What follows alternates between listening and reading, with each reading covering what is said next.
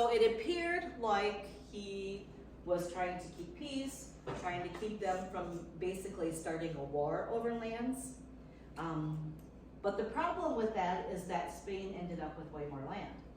So as you can imagine, Portugal was not happy.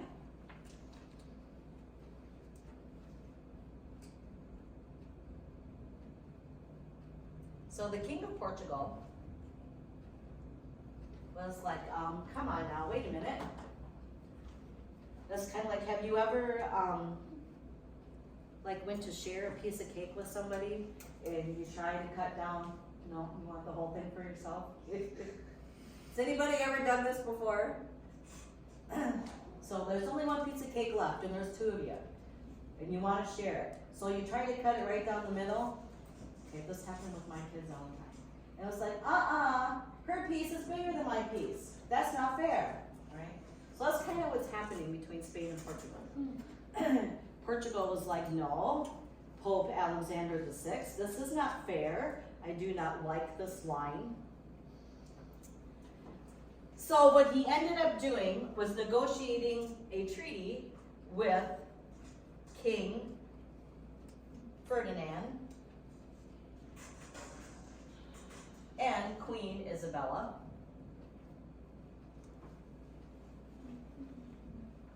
You can spell out Queen right now. So this placed the line further west and gave control of the non-Christian lands east of the line to Portugal.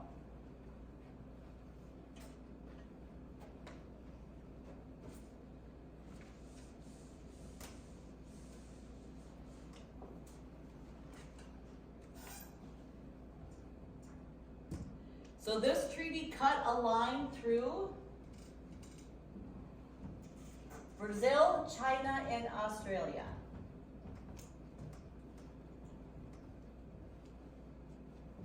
Whoops.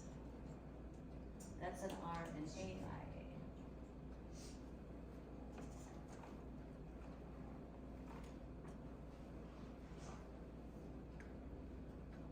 So explorer Pedro Cabral claimed Brazil for Portugal. And this is why the language in Portugal is Portuguese. Now Portugal continued to develop trade with the Far East by going around Africa.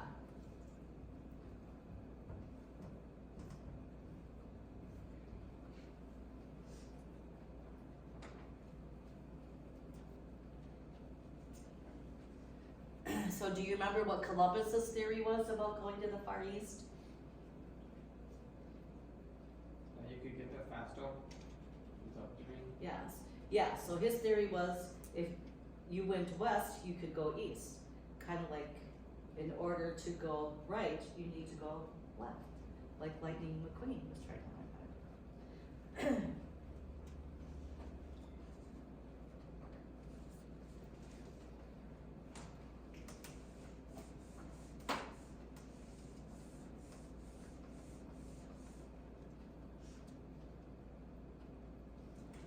So now the Spanish proceeded to conquer most of South and Central America.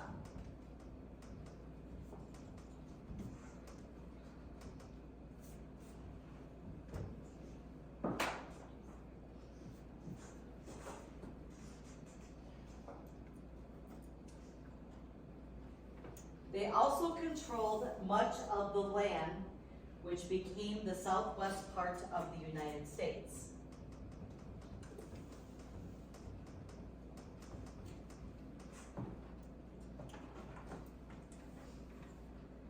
So that is why Central America and parts, I think pretty much most of South America, when I think about it, they speak Spanish.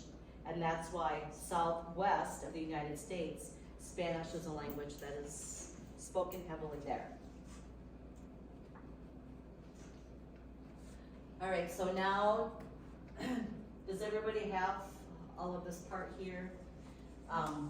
There is a table that I created in your notes with some of the other key explorations. For example, in 1513, Juan Ponce de Leon, he explored the land which is now Florida.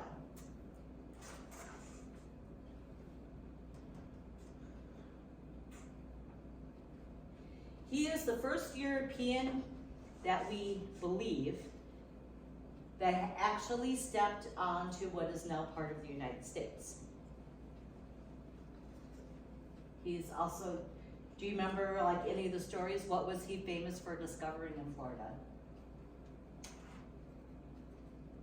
The Fountain of Youth. Yes, the Fountain of Youth. Or free information. All right. So Vasco de Balboa, he went into Panama.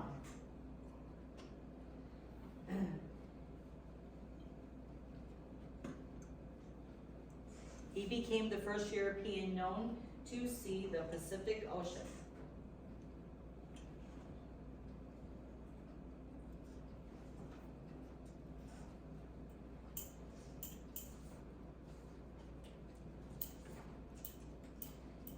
Then Ferdinand Magellan. Have you guys learned about all of these explorers before? These names all sound familiar. So Magellan began to explore the part of the world that was claimed by Spain from the treaty between Spain and the King of Portugal. He explored around the tip of South America,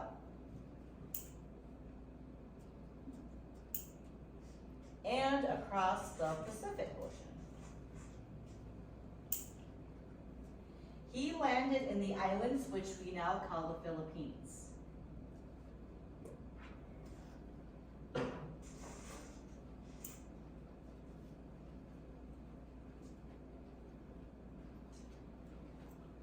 So Magellan ended up dying here in a battle with the natives of those islands.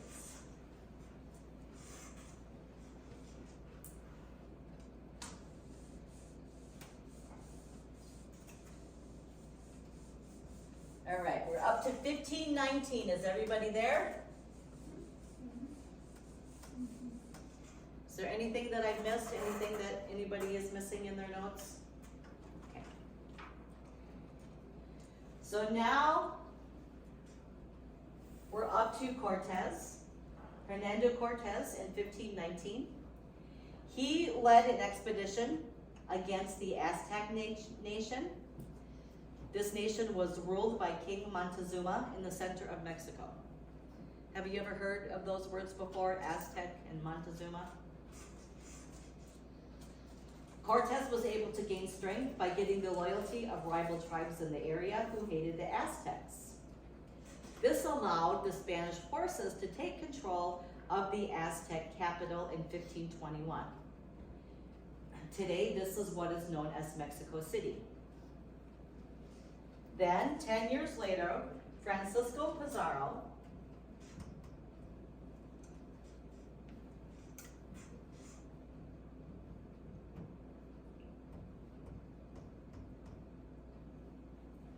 defeated the Incas in Peru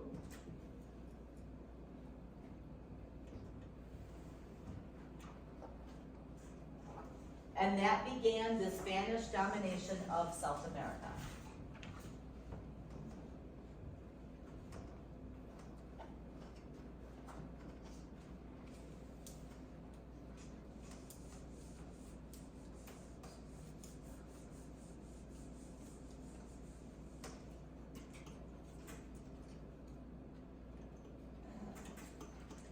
In 1539, Hernando de Soto led soldiers through what is now the southeastern part of the United States.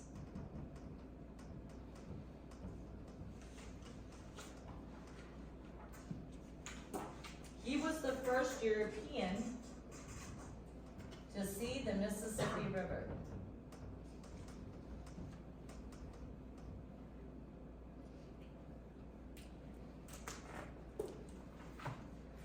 From 1540 to 1542, Francisco Coronado led an expedition that traveled across the panhandle of Texas and up to Kansas. One of his officers was the first European known to see the Grand Canyon.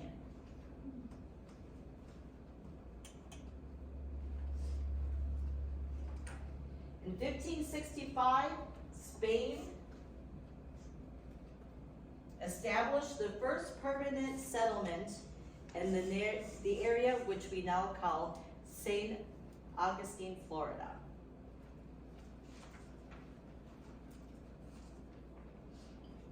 Now, the primary goal of Spain was not necessarily to settle the lands, but to control them,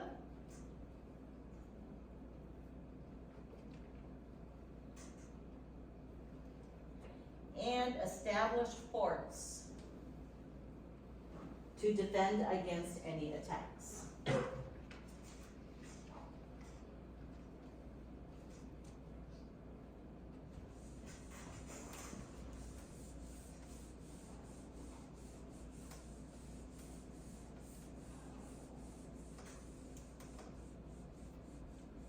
So basically what that means is that Spain didn't necessarily want to send settlers over to homestead the land and build colonies and to build cities.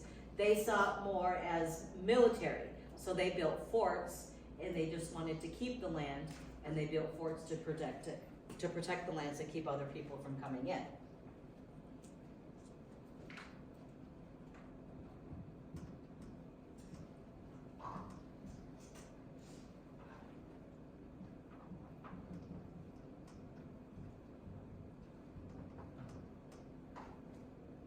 So in Mexico, and what is now the southwestern United States, Spanish conquistadors or conquerors established dominance over the land and the natives that lived there.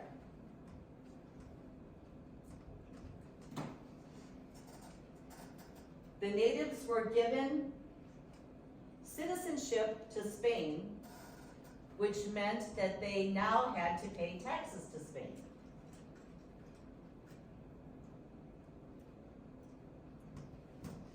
Spain wanted to extract all of the gold and other riches from the land.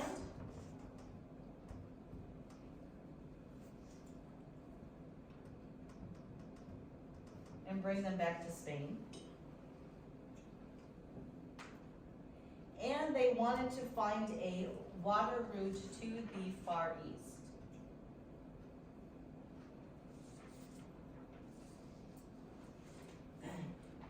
You notice how everybody wants to go to the Far East and to find faster, quicker routes to the Far East? Do you have any idea why that is? So they didn't trade, maybe, or? Trade, that was Places one. faster? Yep, trade was one reason. Why was the Far East, why was that so sought out? Why was that so like prestigious, if you want to say? Because of the spices. The spices, and like, so if you think of when the wise men, however many there were, when they were looking for Jesus, where did they come from? East. They came from the Far East. And what did they bring? They bring lots of stuff. They bring gold, frankincense, and myrrh. So they bring riches, they brought spices, they brought things that were highly desired. So the Far East had the reputation and the prominence of having all of this great wealth, and so everybody wanted it.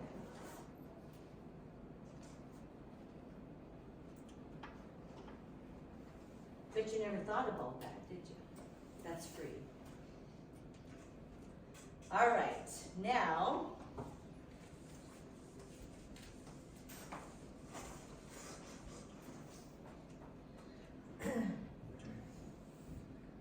while all this was going on, between Spain and Portugal. They're looking for lands to discover, they're claiming lands. The European focus was trying to develop trade routes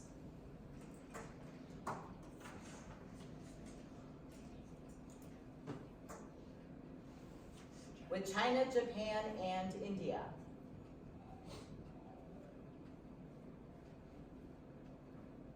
In doing so, there was one problem.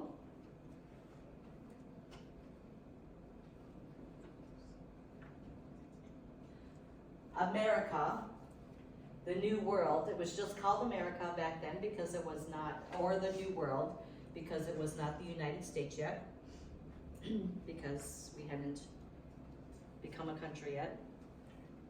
But this land was seen as a roadblock for them to get where they wanted to go.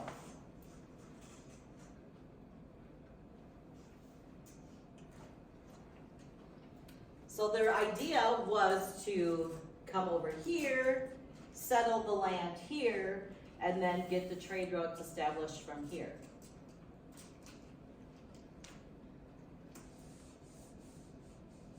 So now when they first started coming over here,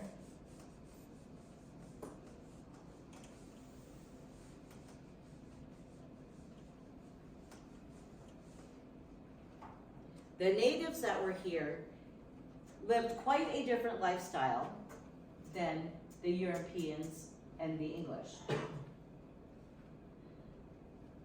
In fact, have you ever watched any movies of that time period? A lot of times the natives were referred to as savages because of the way that they lived. So because of this,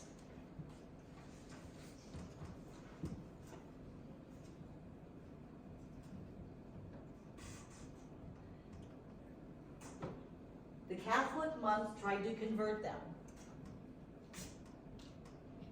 So they wanted to convert the Native Americans to Christianity.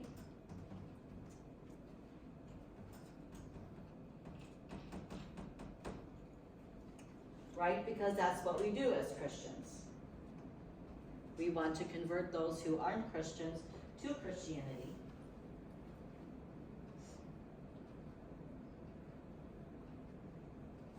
So that they will have eternal life. So they were somewhat successful. Not all of the methods that they used were good. But they were able to convert many of them. However, they were never able to completely eliminate all of the traditional beliefs and the practices of the native people. So as a result, at the very beginning of the New World, in its early development, the belief system became a mixture of Catholic doctrines and native beliefs.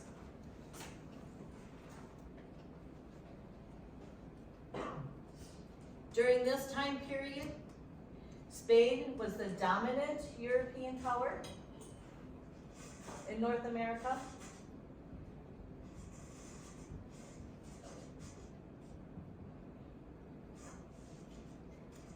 And they remained that way until well after the start or the beginning of the English colonization, which began in the early 1600s.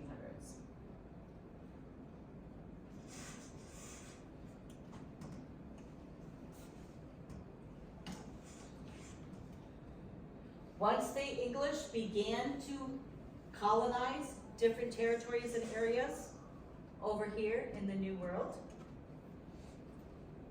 the English culture began to dominate in the United States. However, there were areas such as Florida, Texas, and areas in the Southwest where the Spanish presence still had a stronghold and had a strong influence on culture, architecture, in language.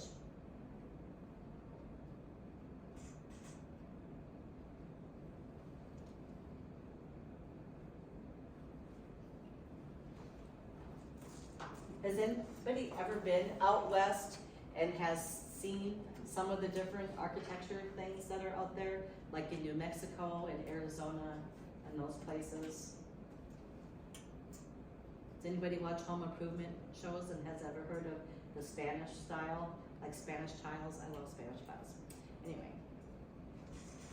All right. That is it for this set of notes.